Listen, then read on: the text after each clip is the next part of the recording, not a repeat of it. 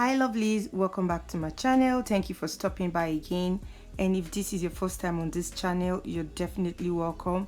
Do well to subscribe, like and comment, and smash on the notification bell so that you get to see more of my videos.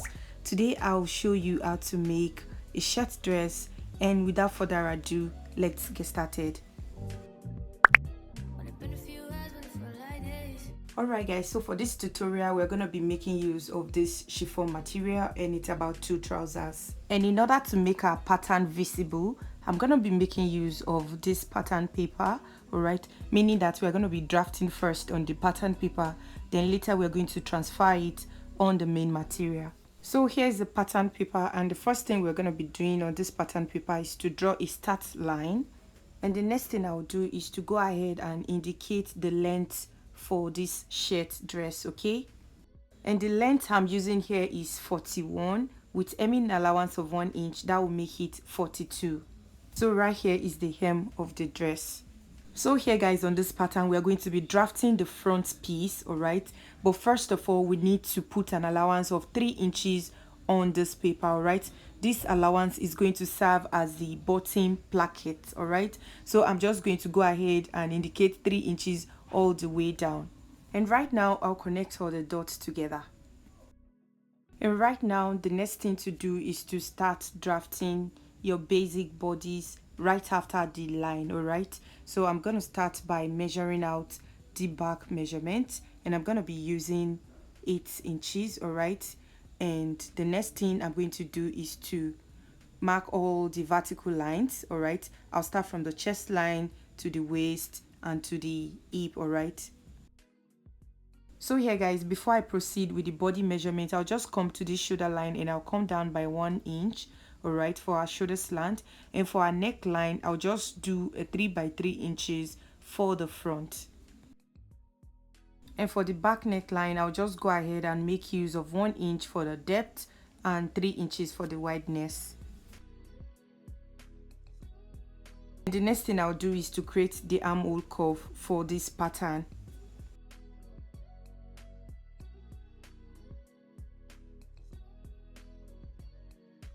Alright guys, so the next thing to do is to impute the body measurement from the bust to the waist to the hip, alright? The body's measurement divided by 4 plus 1 inch ease allowance and 1 inch seam allowance, and I have that already here, and I'll just go ahead and connect all the dots together like so. If you do not know how to draft a basic bodice, I have a video on the channel on how to do that, and I'll drop the link in the description box below. And right here guys, I'll just join the 1 inch marked earlier to the neckline to create a shoulder slant. And the next thing to do is to draft the back pattern, all right? And in order to do this, I'm going to fold in the 3 inches allowance that we left on the front pattern. And before creating the back pattern, I'm just going to come to this side and I'm going to come up by 2 inches on this M area here, all right? Come up by 2 inches, and I'm going to curve it like so.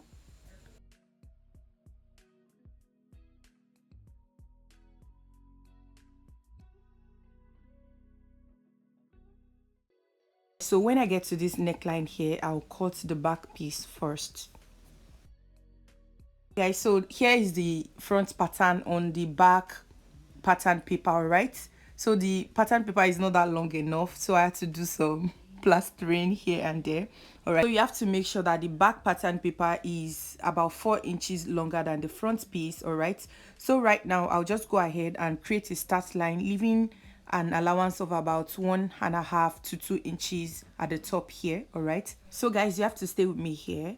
I'm going to be making some modification to the front piece because we are not just making a shift dress or a gown, we are making a shirt dress, all right? So we are going to be making some modification along the shoulder area of the front piece, all right? So I'm just going to come to the shoulder right here and I'm going to mark 1 inch, all right? The front piece is going to be 1 inch shorter than the back, okay? So this 1 inch that I just marked here, we are going to be cutting it out, but we are going to be replacing it back on the back piece, all right? Just watch what I'm doing. And the next thing I'm going to do is to align the front piece and the back piece together like so. And now I will extend the back piece by 1 inch on the shoulder line like so.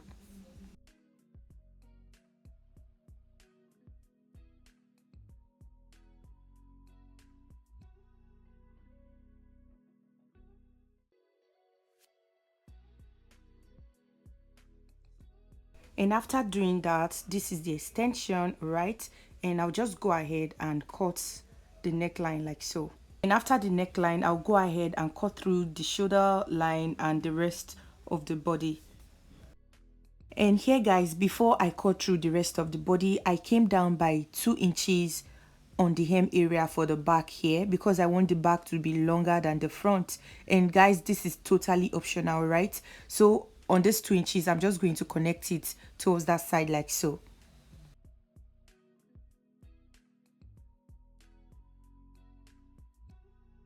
And right now we can go ahead and cut out the back piece.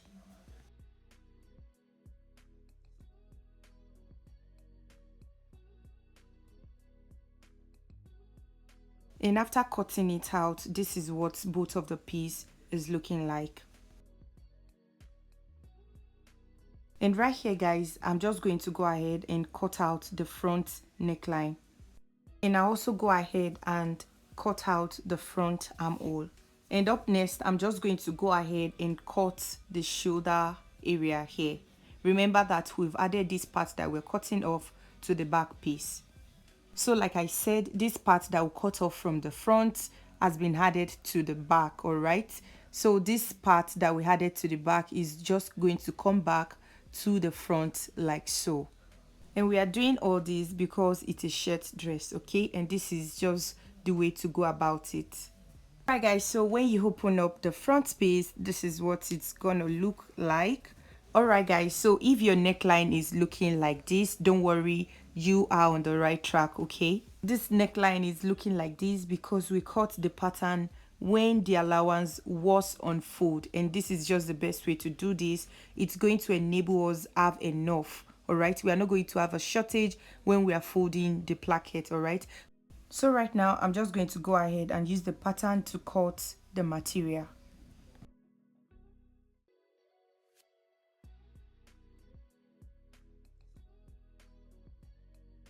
So here guys, I've already used the pattern to cut out the material, and remember that the back piece is on fold. I went ahead to add 1/2 inch allowance to the shoulder line here, and I also added allowance to the armhole area. And right here is also the front piece. I also went ahead to add an allowance to the shoulder line and also the armhole area.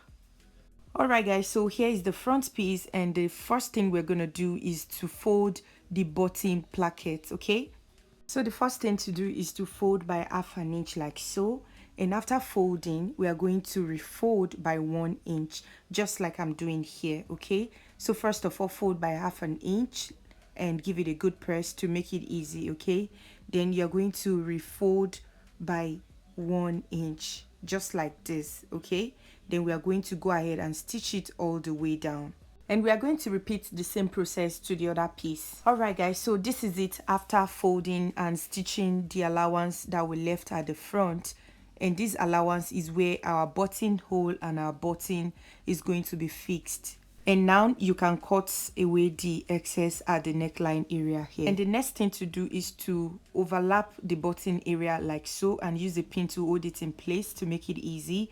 And the next thing you're going to do is just to place the back piece right side facing right side, okay? We're going to align it properly. We're going to be stitching along the shoulder.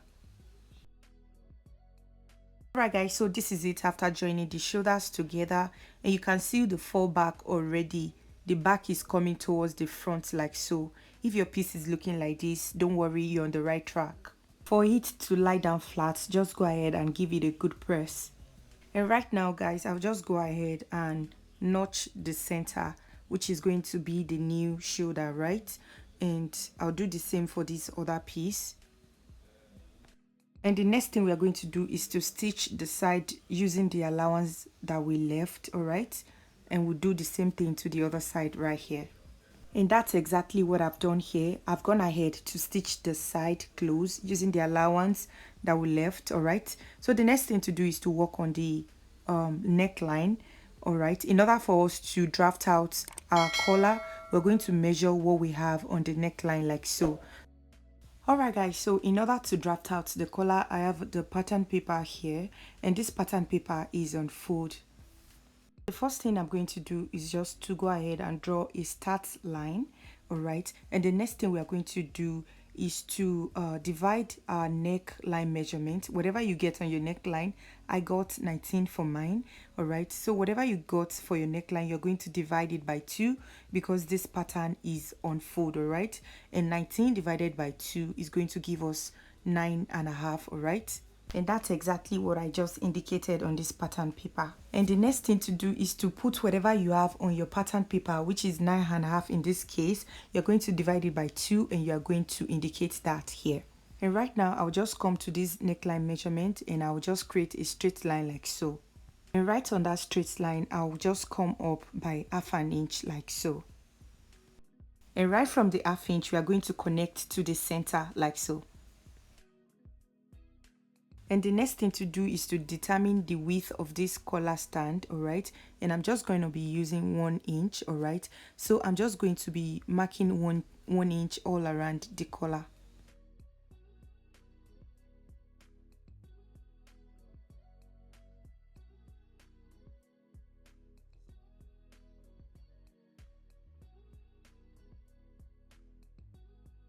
Alright guys, so the next thing I'll do is just to come to this side here, and I'm just going to mark 1/2 inch, and from that 1/2 inch I'll just create a curve like so. Alright, and the next thing to do is just to cut out your collar stand.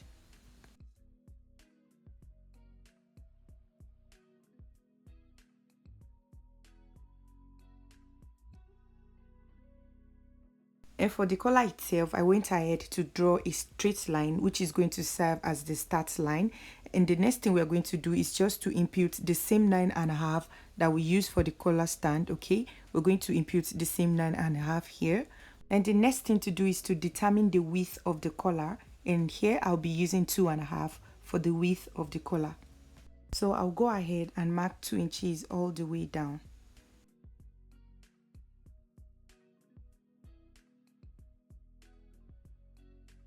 The next thing to do is just to come to this side here, and we are going to come inward by 1 inch. Okay, we are going to come inward here by 1 inch, and from this 1 inch here, we're just going to go ahead and connect it to this side like so.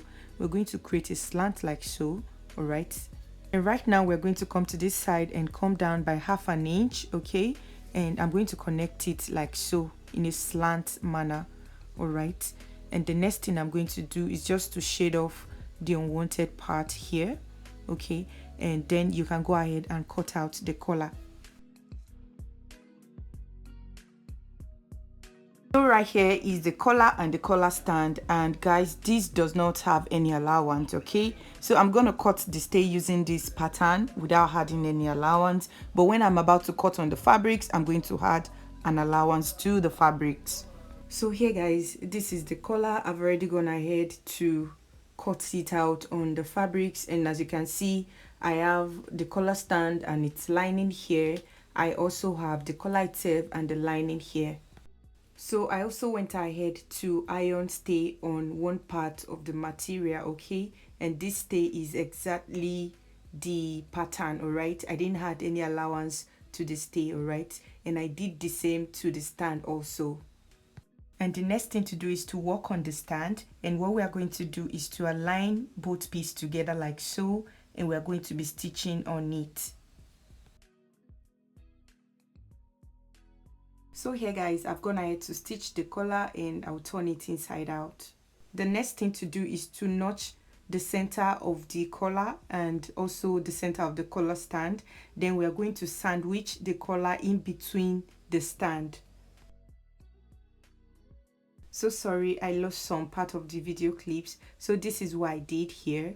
I made sure to put the collar in between the collar stand, and I stitched like so. All right, and when you flip it to the other side, this is what you would have. All right, so this is what our collar is looking like at this moment. And the next thing to do is to give your collar a good press, And I also went ahead to fold by 1/2 inch on the part that has the stay. All right, as you can see here, I've already folded it by 1/2 inch on one side.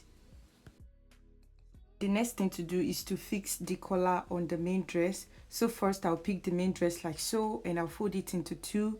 Then I give it a notch. All right, then after giving it a notch, I'm going to align it carefully to the collar, and I'm going to be stitching the collar to the main dress. So here I'm pinning the parts of the collar that doesn't have the stay. I'm pinning it to the wrong side of the dress.